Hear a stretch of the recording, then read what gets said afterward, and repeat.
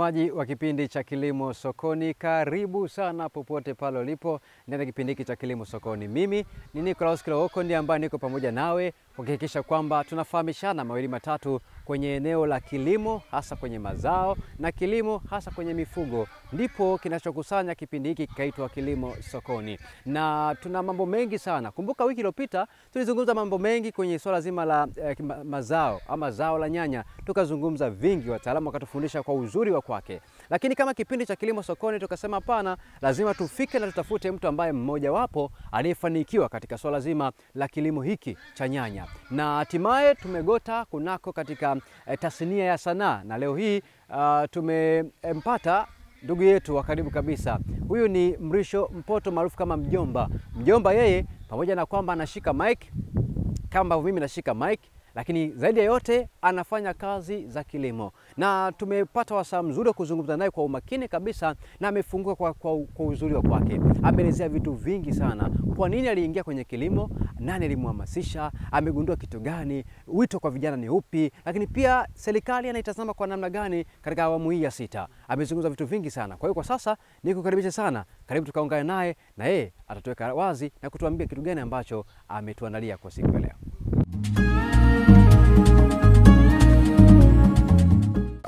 Bwana, mbele yenu hapa mimi naitwa Mrisho Mpoto almaarufu kama Mjomba. Mimi ni msanii wa muziki, lakini nimejikita zaidi kwenye muziki wa asili, kwa maana muziki wa utamaduni na ushairi. Lakini pembeni ya muziki mimi nafanya kilimo. Mimi napenda sana kilimo. Na kwa nini nimefanya kilimo? Nimefanya kilimo kwa sababu nimejaribu kuiangalia mbegu. Nimesema kama ikiwa unapanda punje moja na unaweza kupata punje 1000, basi hiki ni kitu kikubwa.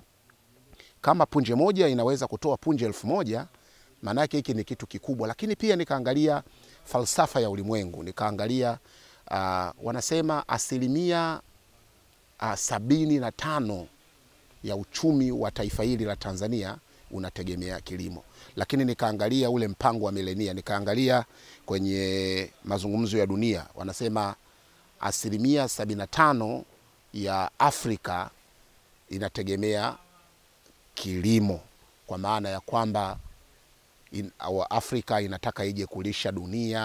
Afrika inategemea vijana na wanawake katika nguvu kazi ya mambo mengi. Nikawa nimejiuliza, nikaona kitu pekee nitakachoweza kufanya mimi ni kilimo. Kwa hiyo kipato changu kidogo nilichokuwa nacho nikaanza kuwekeza taratibu. Naomba watu waelewe na wasikate tamaa. Jambo lolote linaanza taratibu. Hata hili shamba kubwa ambalo watu wanaliona hivi sasa halikuibuka tu kama uyoga. Ni kitu ambacho nilianza taratibu, nikajifunza, nimekosea, narekebishwa, nimekosea, nikapatia, nauliza maswali, nakaribisha watu na kufanya mashamba darasa ya bure. Mimi mtu kuja kutembelea kwenye shamba langu hapa ni bure. Kwa hiyo kitendo cha watu wanakuja kutembelea kwenye shamba na kujifunza, na mimi pia najifunza kutoka kwao. Kumbe nimekuja kugundua wakati unadhani wewe unalima, kuna mtu analima zaidi yako. Kwa hiyo anakuja kukupima, anakuja kukuangalia. Akiona wewe ni mtu sahihi, na yeye tunabadilishana mawazo. Kwa hiyo kupata uzoefu kutoka kwa watu wengine na wakulima wengine, kama ambavyo umeona hapa. Watu wamekuja na magari mengi, unajiuliza, hawa wote hawa ndio wanataka kuanza kilimo? Hawa wote wamekuja kujifunza? Kumbe wengine hapa ni wakulima wakubwa, wanatafuta namna ya kujiridhisha ili waweze kunisaidia. Maana sisi wasanii tunaonekana wakati fulani kama ni wababaishaji, waongo. Tunapenda sana kupiga picha kwenye mashamba ya watu na kusema ya kwetu. Kwa hiyo watu wanakuja, afu mtu anakuambia basi nimegundua wewe ni mkweli, nataka nikusupport. Lakini kampuni ya mbegu ya East West Seed, baada ya kuona napambana, najifunza utaalamu hakuna na nini, wakanambia sisi tunakuteua utakuwa balozi wetu wa mbegu. Tutakupatia mbegu na tutakupatia utaalamu na tutasimamia shamba lako.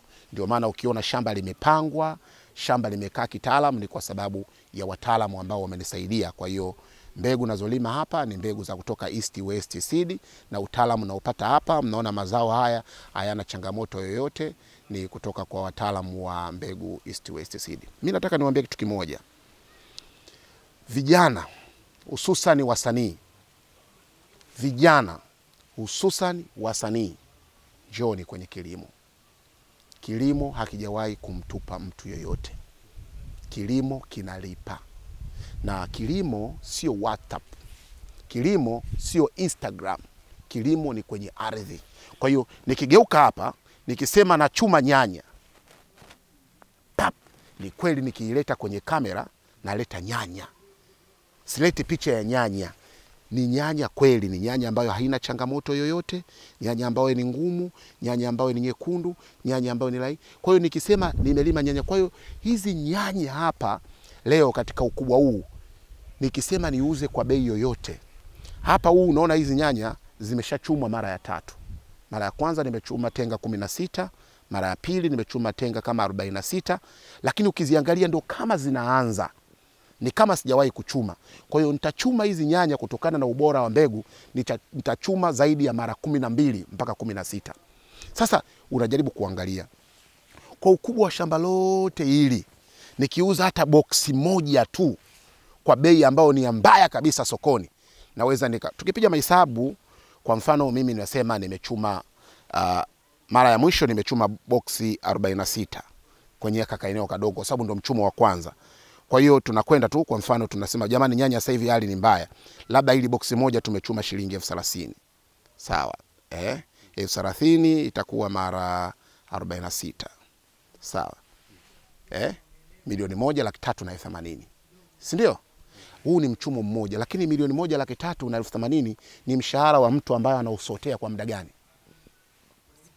Kwa muda mrefu, labda mshahara wa mtu mwezi mzima, lakini mimi nimepata ndani ya wiki moja. Na hiyo ndo unazungumzia kipande hiki kidogo tu cha nusu eka, lakini kuna eka ngapi hapa? Kuna eka 5, na nitachuma mara ngapi?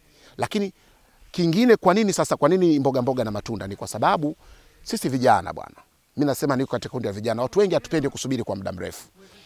Ni umesubiri mara nyingi sana, umesubiri siku 90 kuanzia kuweka kwenye kitaru mpaka kuleta kwenye shamba mpaka kuleta kupata hii nyanya ambayo tunaiona hapa.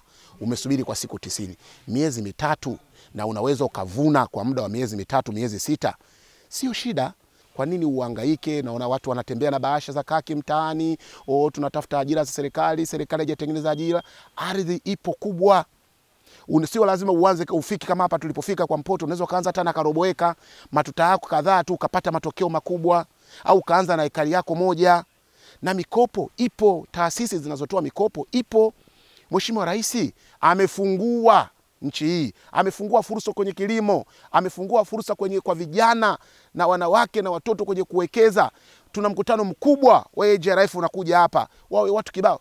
Watu wachangamke, tuondoke kwenye eneo la kulalamika na tuanze kwenda kufanya kazi. Na nawaambia tena, nimewatolea mfano, shamba langu lipo Mkuranga Kibamba, ni kilomita 9 kutoka njia panda Kibamba kufika shambani kwangu. Sio hadithi. Njoo shambani kwangu, njoo jifunze, nitafute. Mjomba, mimi ni kijana, watu wengi wanakataza mashamba yao, wanahitaji ulipie. Mimi shamba langu ni bure kabisa. Mimi nipo hapa kwa dhamira kusaidia hii nchi, kumsaidia Mheshimiwa Rais, kusaidia serikali yangu na kupata thawabu kwa Mwenyezi Mungu, kwa sababu mimi sitaishi milele. Umeona? Ili uonekane umetoa mchango wako katika maisha, umesaidiaje jamii ambayo, kwa sababu kama mimi nimesaidiwa, kwa nini na mimi nisaidie wengine? Tunafanya shamba darasa, watu wamekuja hapa, kuna mtu analipa na watakula chakula, watakunywa, wataondoka, kwa sababu hatutaki mtu afanye kilimo huku akiwa yuko stressed, amechanganyikiwa, mnyonge, mpole. No. Kilimo kinalipa, njoo shambani, shamba la kujifunza ni shamba la Mrisho Mpoto Mkuranga. Mpaka sasa mjomba, una ekari hizi takriban 5. Una mipango endelevu kwa miaka inayokuja, ama je, ndo umeishia hapa, ama mipango yako iko vipi? Kwa sababu tunafahamu mtu akishakuwa hivi tayari anakuwa na vitu vingine. Mimi sasa hivi nauza kwenye soko la ndani. Wateja wangu mimi ni wa magenge, na orodha ya magenge yasiopungua kama magenge 300, 400, 500. Lakini ndoto yangu mimi kwa baada ya Mheshimiwa Rais kuleta ndege ya mizigo, nafikiria kuanza export, kufanya kilimo cha export. Kwa hiyo nafuatilia vibali na kujua kwamba unapotaka kufanya exportations unatakiwa uwe na quality ya kitu gani, vitu gani vya msingi. Kwa hiyo nipo. Kwa hiyo ndoto yangu haiwezi kuishi hapa. Mimi nataka niungane na Mheshimiwa Rais Tanzania kuwa ghala la chakula na kuilisha dunia. Kwa hiyo nita expand, kwa sababu mtaji wangu mimi sijachukua mkopo benki. mimi ni mwenyewe napambana, ndio maana nimechimba bwawa pale, nimekwama, hela imeisha, na kusanya kidogo kidogo, nimeongeza kisima cha pili, umeona, naongeza hivi kidogo, nimeongeza wafanyakazi, natanua eneo. Ukiangalia upande huu, ili eneo ni jipya, kwa hiyo nazidi kujitanua, nikipata mtaji nasogeza. Sasa hivi unazungumzia hizi ekari zaidi ya 7, sio, ambazo nimeziendeleza, lakini shamba hili ni kubwa, na ekari zaidi ya 50 hapa, sijui 30, lakini naendeleza kidogo kidogo kutokana na kipato changu. Na mimi sitaki kufanya haraka kwa sababu bado napambana, sitaki kuwa mtu mwenye tamaa. Nitaka nifahamu unamsaidia kijana, kwa sababu tayari umesema kwamba wewe ulisaidiwa. Lakini pia tunafahamu vijana wengi kumwambia kuomba ushauri ama hata kuambiwa inakuwa ni changamoto sana. Unamsaidia sasa huyo kijana ambaye pengine anatamani naye kufikia katika hatua ambayo mwenyewe umefika? Kwanza kijana lazima aonyeshe kwamba anataka kusaidiwa. Unajua usimsaidie mtu ambaye hataki kusaidiwa. Kwa hiyo kijana, kama unafikiri kuna sehemu haujaelewa, kuna kitu ambacho unataka tukusaidie, njoo, tupo, uliza. Tuna page zetu kwenye Instagram huko, Mrisho Mpoto kisachi, ni popote Mrisho Mpoto kwenye Instagram, kwenye Facebook, Twitter, WhatsApp, kote tupo. Lakini nenda, yani siku zote maarifa yanatafutwa. Ndio maana watasema Mungu hakusema watu wangu wanaangamia kwa kukosa akili. Hapana, alijua kwamba watu wote amewapa akili. Watu wanaangamia kwa kukosa maarifa. Maarifa yapo. Kwa hiyo njooni, twendeni, tuendelee kutafuta. Mimi naendelea kujifunza kila siku. Mimi naendelea kujifunza kila siku. Sijachoka, sijamaliza. Ndio maana najifunza, lakini kila ninachokipata napenda kuwapa na watu wengine. Tunaona mama sasa hivi amejikita sana kwenye kilimo. Mpango wa mama katika kuhakikisha kwamba kilimo kinasogea na kuinua watu, kwako umekunufaisha kwa kiasi gani? Kwanza nilipoona ameleta ndege ya mizigo. Unajua hatakuwa na ndege ya mizigo. Sisi kuexport mazao yetu yote tulikuwa tuna export kupitia viwanja vya ndege vingine vya nchi za jirani. Nilipoona amenunua ndege ya mizigo, nikajua mama huyu yuko serious. Lakini alipoanza kusema kwamba nataka kujikita kwenye kilimo cha mboga mboga, ametamka kwa mdomo wake mboga mboga na matunda, nikaona mama amenigusa. Lakini nilipoona anaposema anataka kufanya Tanzania kuwa ghala la chakula, lakini mpango wake ni kuilisha dunia, baada ya kuona kusikia ile utafiti ulofanywa na shirika la chakula Afrika FAO, kutoa kusema kwamba in food security ni kama uhakika wa chakula ni kama 60% kwa Afrika Mashariki na 40% kwa Afrika Magharibi. Akasema kuna hii gap. Kwa hiyo gap nani anatakiwa kuijaza? Nikaona mimi kama Mtanzania nina nafasi ya kujaza hiyo gap. Kwa hiyo kila sentence yake kwenye kilimo huwa anaichukulia very positive, na mimi silalamiki, mimi nakwenda kuifanyia kazi. Na ndio maana umeona matokeo haya, na ndio maana kwa sababu hata mkutano mkuu huo wa Afrika wa chakula unaofanyika hapa, hiyo summit haijafika, mimi nimefanya shamba darasa na nimekwenda kutumia proper channel. Tumaini Media. Tumaini Media ni proper channel. Ni watu ambao wanafanya vitu vyenye uhakika, wanafanya vitu vyenye utafiti, hawafanyi vitu kishabiki, wanafanya kwa sababu ya kumrudishia Mungu. Kwa hiyo nikasema proper channel ya kualika na kuyasema maneno haya ni Tumaini Media. Nimesimama mbele yao Tumaini Media kuambia ulimwengu na kuiambia Tanzania ghala la chakula inawezekana, Tanzania kulisha dunia inawezekana. Ela iko shambani, njoo shambani. Achana na Instagram, achana na WhatsApp, achana na social media, njoo shambani. Mali utaipata shambani. Kwa sasa tumeona kwamba wakulima wengi bado hawajapata elimu ya kutosha katika namna fulani ya kulima kisasa. Wewe umewezaje kulima kisasa? Kwa sababu unaona watu wanamwagilia kwa maji, watu wanalima kwa jembe. Kwako umenufaika kwa namna gani, ama umewezaje kutoka huko? Tumeondoka kwenye kilimo cha kurusha mbegu na kusubiri matokeo. Kilimo ni sayansi. Nikikwambia ekari moja unapata kiasi kadhaa, nimetoa mfano papai, nimetoa mfano wa nyanya, manake hizo calculations zilishafanywa kwamba ukiwa na square mita kadhaa la eneo lako na ukatunza vizuri utapata matokeo haya. Kwa hiyo nawaambia kilimo sio mazoea, kilimo sio kurusha mbegu na kusubiri matokeo. Kilimo ni hesabu, kilimo ni sayansi.